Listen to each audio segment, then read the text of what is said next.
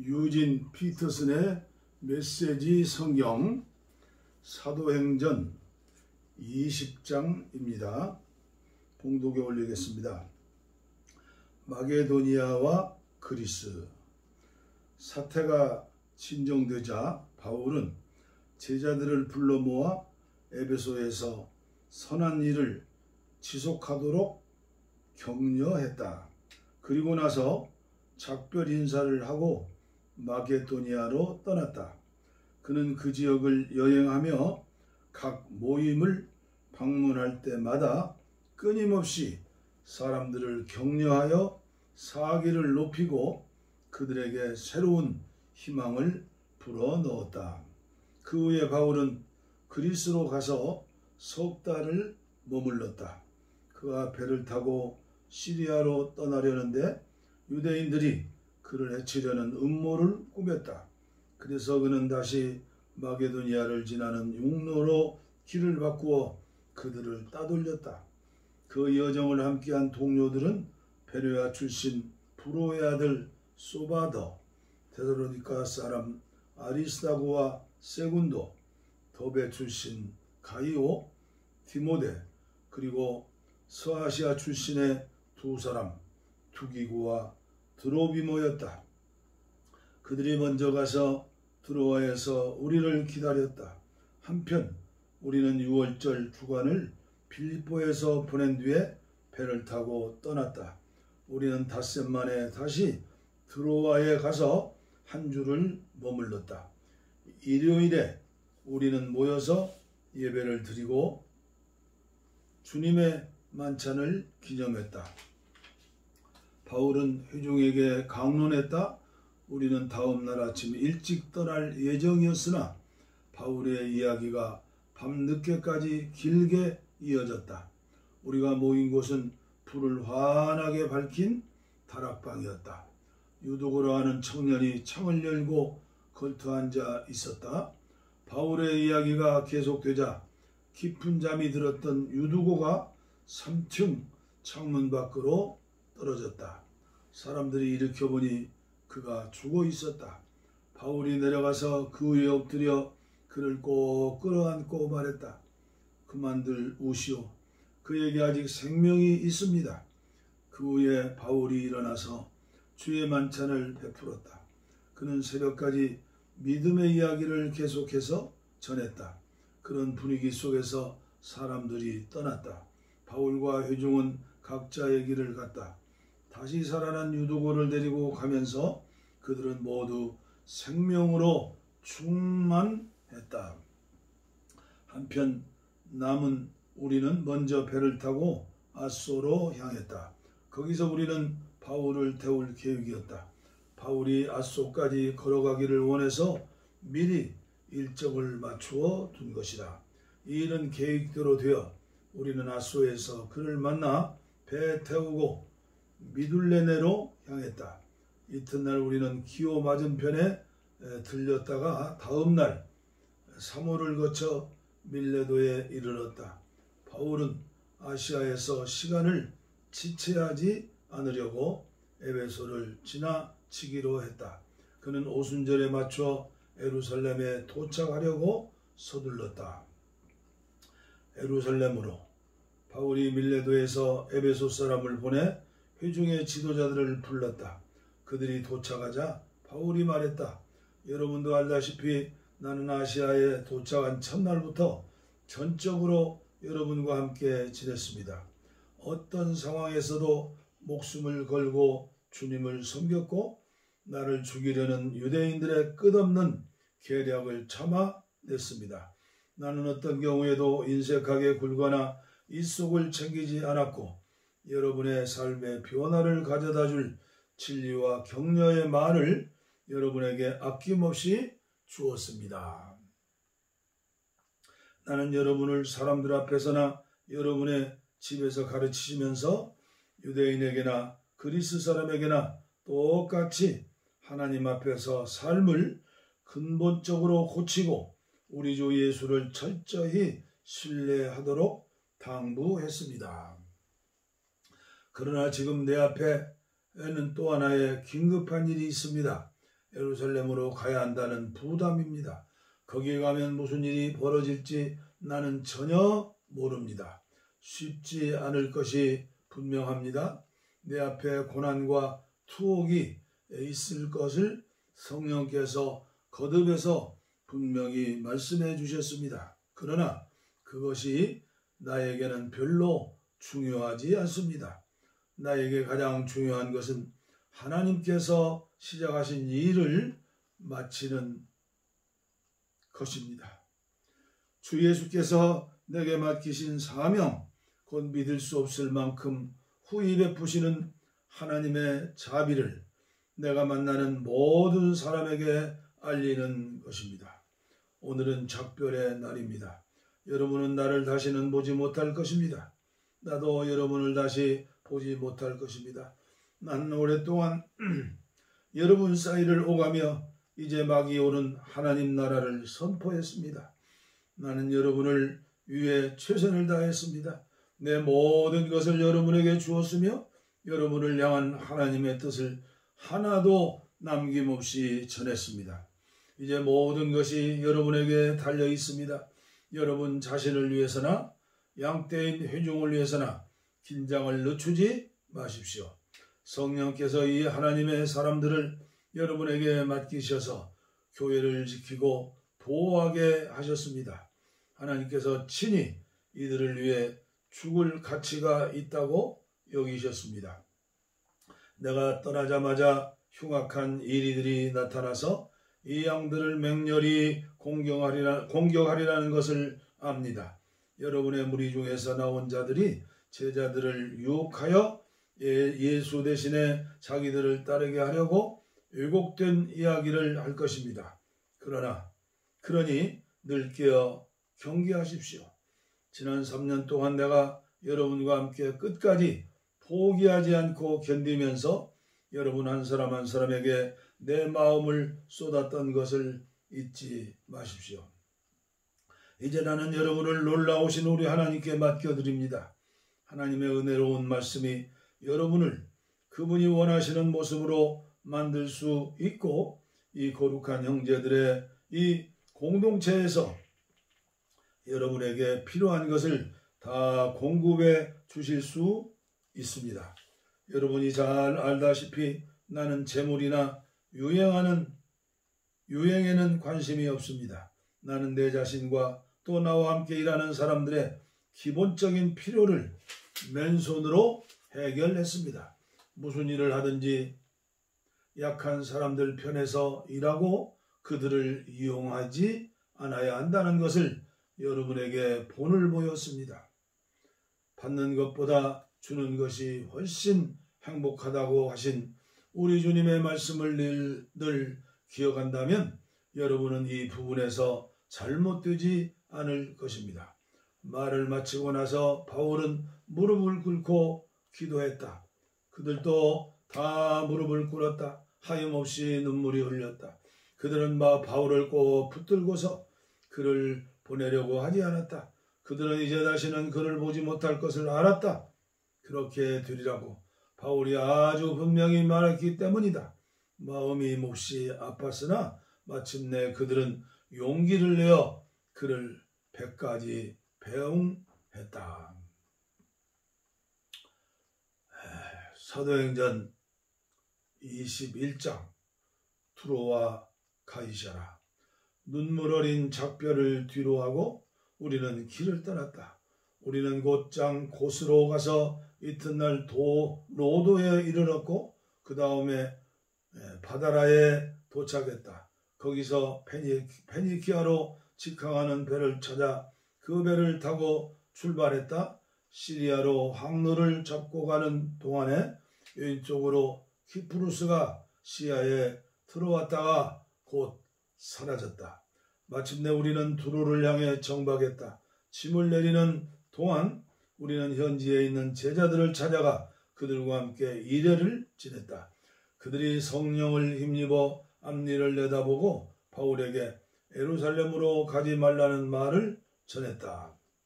시간이 다 되자 그들은 시내에서 부두까지 우리를 바래다 주었다. 남녀노소 할 것 없이 모두가 따라왔다. 그 자리가 송별회가 되었다. 바닷가에서 우리는 모두 무릎을 꿇고 기도했다. 또 한 차례 작별 인사를 나눈 뒤에 우리는 배에 오르고 그들은 집으로 돌아갔다. 두로에서 돌레마이까지 짧은 항해를 마쳤다. 우리는 그곳에 그리스도인 동료들을 문안하고 그들과 함께 하루를 지냈다. 아침에 우리는 가이사랴로 가서 7사람 중 하나인 전도자 빌립의 집에 묵었다. 빌립에게는 예언하는 처녀 딸이 4명 있었다. 그곳에 있은 지 며칠이 지난 후에 아가보라 하는 예언자가 우리를 보려고 유대에서 내려왔다. 그는 곧장 바울에게 가더니 바울의 허리띠를 가져다가 연극을 하듯 자기 손발을 묶었다. 그리고는 이렇게 말했다. 성령께서 예루살렘의 유대인들이 이 허리띠의 주인을 이렇게 묶어서 하나님을 모르는 믿지 않는 자들에게 넘겨줄 것이다 라고 말씀하십니다. 그 말을 들은 우리와 그날 거기 있던 모든 사람들이 바울에게 예루살렘으로 가겠다는 완강한 고집을 버리라고 간청했다. 그러나 바울은 뜻을 굽히지 않았다. 왜 이렇게 야단들입니까? 왜 소란을 피워 나를 더 힘들게 합니까? 여러분은 이 일을 거꾸로 보고 있습니다. 예루살렘에서 중요한 문제는 나를 체포하든 죽이든 그들이 나한테 하는 일이 아니라 나의 순종을 통해 주 예수께서 하시는 일입니다. 그것을 모르시겠습니까? 그의 결심이 조금도 흔들리지 않는 것을 보고서 우리는 단념했다. 우리는 이제 하나님 손에 있습니다. 주님께서 알아서 해주십시오 하고 말했다. 그의 결심이 조금도 흔들리지 않는 것을 보고서 우리는 단념했다. 우리는 이제 하나님 손에 있습니다. 주님께서 알아서 해주십시오 하고 말했다. 얼마 지나지 않아 우리는 짐을 꾸려 예루살렘을 향해 길을 떠났다. 가이사랴에서 온 제자들 몇 사람이 우리와 함께 가서 우리를 나손의 집에 데려다 주었다. 그는 우리를 따뜻하게 맞아 주었다. 그는 키프로스 태생으로 초기 제자들 가운데 한 사람이었다. 예루살렘에서 동료들이 우리를 보고 반가워하며 두 팔 벌려 우리를 맞아 주었다. 이튿날 아침 먼저 우리는 바울을 데리고 가서 야고보를 만났다. 교회의 지도자들도 다 그 자리에 있었다. 안부와 몇 마디 인사말을 나눈 뒤에 바울은 그동안 하나님께서 자신의 사역을 통해 이방인들 가운데 행하신 일을 하나하나 자세히 이야기해 주었다. 그들은 이야기를 듣고 기뻐하며 하나님께 영광을 돌렸다. 그들도 들려줄 이야기가 있었다. 그동안에 여기에 무슨 일이 있었는지 보십시오. 하나님을 경외하는 유대인 수만 명이 예수를 믿게 되었습니다. 그러나 그들이 모세율법을 지키는데 어느 때보다도 열심히다 보니 문제도 있습니다. 유대인들 사이에서 들리는 말이 당신이 믿지 않는 이방인들 속에 살아가는 믿는 유대인들에게 모세를 가볍게 여겨도 된다고 하면서 자녀들에게 할례를 주지 않아도 되고 옛 전통도 지킬 필요가 없다고 가르친다고 합니다. 그러나 그것은 그들이 전혀 받아들일 수 없는 일입니다. 당신이 시내에 들어온 것을 그들이 알면 어찌 될지 걱정입니다. 곤란한 일이 생길 것입니다. 그러니 이렇게 합시다. 우리 일행 가운데 정결 예식을 하기로 서원했으나 돈이 없어 행하지 못한 4사람이 있습니다. 당신이 그들의 소원에 참여해서 그들의 비용을 대 주십시오. 그러면 당신에 대해 떠도는 소문이 사실 무근이며 당신이 모세율법을 철저히 존중한다는 것이 모든 사람 앞에 분명해질 것입니다. 당신에게 이렇게 요청한다고 해서 믿는 사람이 된 이방인들에 대해 전에 우리가 합의한 내용을 되돌리는 것은 아닙니다. 우리는 그 편지에 쓴 내용을 계속해서 굳게 붙들고 있습니다. 우상과 관계된 활동에 관여하지 말고 유대인 그리스도인들에게 거슬리는 음식을 내놓지 말며 성생활과 결혼의 도덕을 지킬 것을 말입니다. 바울은 그들의 제안대로 했다. 그 사람들을 데리고 와서 그들의 서원에 참여하고 그들의 비용을 냈다. 이튿날 그는 성전에 가서 그것을 공식화했다. 각 사람의 정결 예식을 위한 제사를 드리고 그 제사가 끝날 때까지 거기에 머물렀다. 바울이 체포되다. 그들의 정결 예식에 필요한 이래가 거의 끝나갈 무렵 에베소 근방에서 온 몇몇 유대인들이 성전에서 바울을 발견했다. 그들은 당장 그 옷을 뒤집어 놓았다. 그들은 바울을 붙잡고 목이 터져라 외치기 시작했다. 도와주시오. 이스라엘 동포 여러분, 도와주시오. 이 자는 온 세상을 다니면서 우리와 우리 종교와 이 성전을 거슬러 거짓말하는 자입니다. 이제는 그리스 사람들을 여기까지 데리고 들어와서 이 거룩한 곳을 더럽혀 놓았습니다. 바울과 에베소 사람 드로미보가 함께 도성안을 다니는 것을 보고서 바울이 그를 성전까지 데려와 구경시켜 주었으리라 짐작했던 것입니다. 이내 도시 전체에 소동이 일어났다. 도처에서 사람들이 성전으로 달려와 그들의 행동에 가세했다. 그들은 바울을 붙잡아서 성전 밖으로 끌어낸 다음 그가 다시는 거룩한 곳에 접근하지 못하도록 성전 문을 모두 잠궜다. 그들이 바울을 죽이려고 할 때 폭동입니다. 도시 전체가 들끓고 있습니다. 하는 보고가 경비대 지휘관에게 들려왔다. 그 지휘관은 신속히 행동을 취했다. 그의 병사와 백부장들이 즉시 현장으로 달려갔다. 바울을 때리던 무리가 지휘관과 병사들을 보고서야 행동을 멈췄다. 지휘관이 다가가서 바울을 체포했다. 그는 먼저 바울에게 수갑을 채우라고 명령했고 그런 다음 그가 누구이며 무슨 일을 했는지 물었다. 지휘관이 무리에게서 얻은 것은 저마다 이렇게 저렇게 외치는 고함 소리뿐이었다. 광기 어린 무리의 소리를 분간할 수 없었던 지휘관은 바울을 군대 병영으로 데려가라고 명령했다. 그러나 그들이 성전 계단에 이르렀을 때 무리가 난폭해져서 병사들은 바울을 메고 가야만 했다. 그들이 바울을 메고 가자 무리가 따라오며 외쳤다. 죽여라! 저자를 죽여라! 그들이 병영에 도착해 들어가려고 할 때 바울이 지휘관에게 말했다. 한 말씀 드려도 되겠습니까? 지휘관이 대답했다. 오, 나는 당신이 그리스말을 하는 줄 몰랐소. 나는 당신이 얼마 전 여기서 폭동을 일으켰다가 자신을 따르는 4천여 명과 함께 광야로 잠적한 그 이집트 사람인 줄 알았소.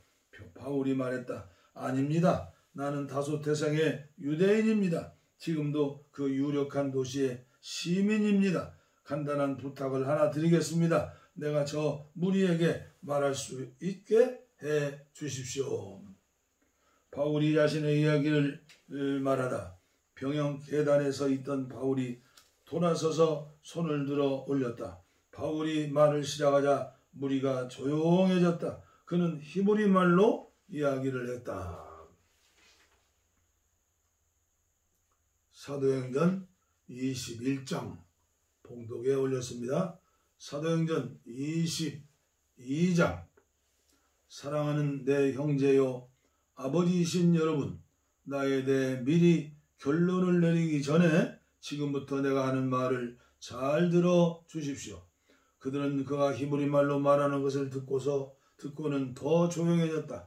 모두가 그의 말을 한마디도 놓치지 않으려고 했다. 그가 말을 이어갔다. 나는 길리기아의 다소에서 태어난 선량한 유대인입니다.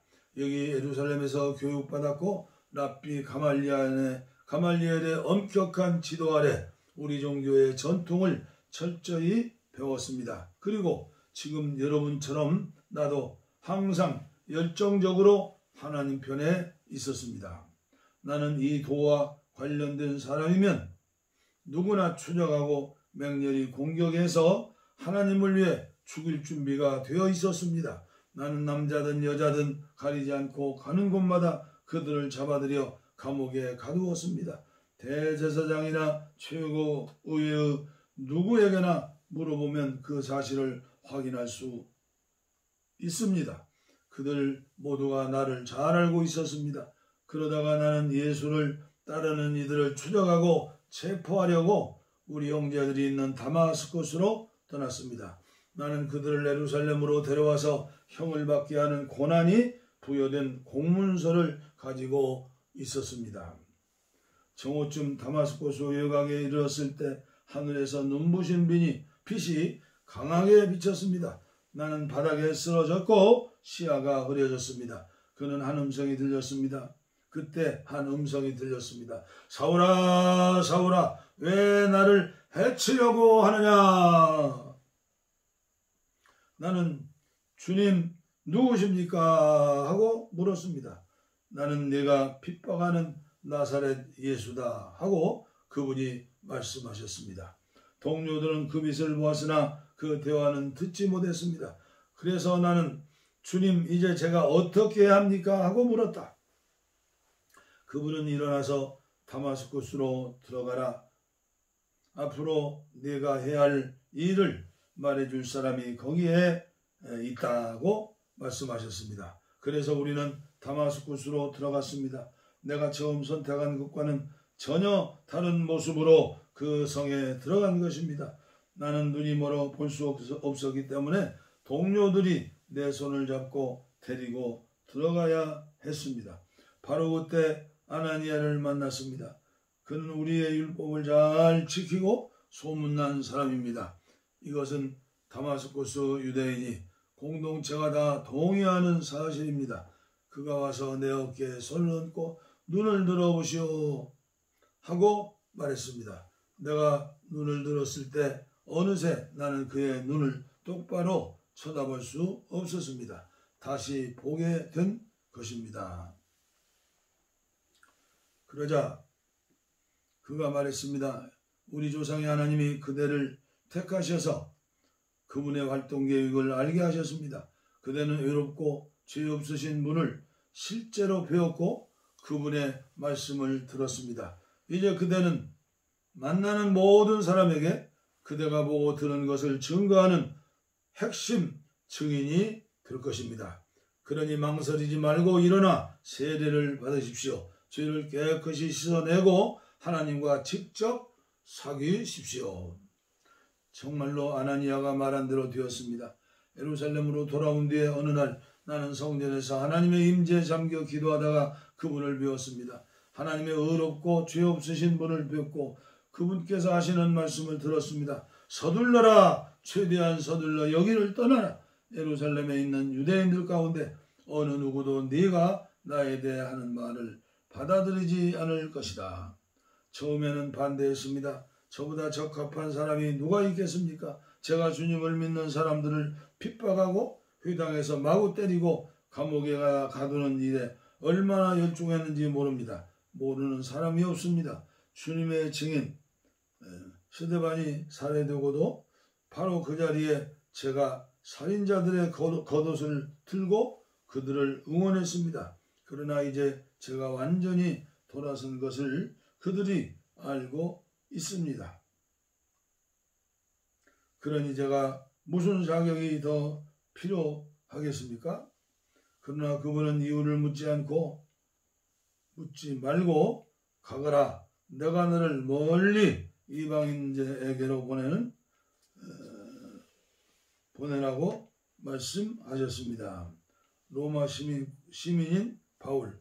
모여있던 사람들이 집중해서 듣다가 갑자기 소리를 질렀다. 저자를 죽여라. 버러지 같은 놈이다. 밟아 죽여라. 그들은 주먹질을 휘둘렀다.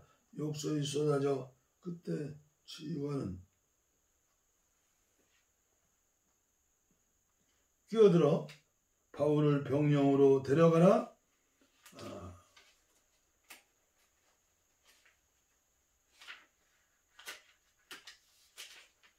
고 명령했다. 지휘관도 잔뜩 화가 치밀었다. 그는 이 일의 진상을 규명하기 위해 바울을 고문하고 신문하기로 결심했다. 그가 무슨 일을 저질러서 이런 폭력을 유발했는지 알아내고자 한 것이다. 그들이 그의 사지를 가죽끈으로 묶어 채찍질할 준비를 하는데 바울이 거기 서 있던 백부장에게 말했다. 공정한 재판도 없이 로마 시민을 고문하려다니 이게 법에 맞는 일입니까? 백부장이 그 말을 듣고 곧장 지휘관으로 갔다. 도대체 무슨 일을 하신 겁니까? 이 사람은 로마 시민입니다. 지휘관이 돌아와서 신문을 맡았다. 내가 들은 말이 사실이요? 당신이 로마 시민이요? 바울이 말했다. 분명히 그렇습니다. 지휘관은 관심을 보였다. 나는 큰 돈을 들여서 시민권을 얻었소. 당신은 얼마나 들었소? 전혀 들지 않았습니다. 바울이 말했다. 한 푼도 들지 않았습니다. 나는 태어날 때부터 자유의 몸이 되었습니다.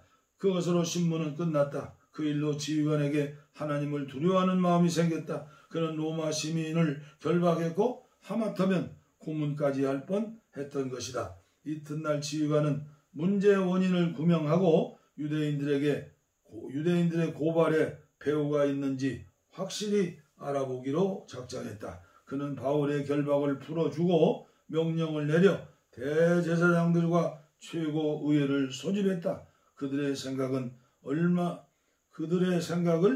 알아보기 위해서였다. 바울은 안내를 받아 그들 앞에 섰다. 사도행전 22장 말씀까지 봉독해 드렸습니다. 감사합니다.